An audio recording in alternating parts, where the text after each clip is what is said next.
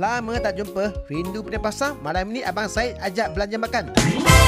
Sampailah kami ke Dapur Dusun yang terletak di Taman Cahaya Indah, KL. Wow, Abang Said order bermacam-macam.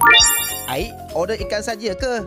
Nah, ambil kau. 1 tong syok, 2 tong syok. Abang Said order 1 kampiong dan 1 lagi masak lemak. Ada lagi set ayam dan talapiah bakar taliwang. Malam ni tak ada ayam goreng. Ayam bakar pun Ipin layan. Tengok muka dia, sedap sehingga wi wang-wang. Mak bapak punya besar tepung tulang ini. Ada semua seafood baru RM50. Rasanya sedap sehingga Abang Said tak terkata.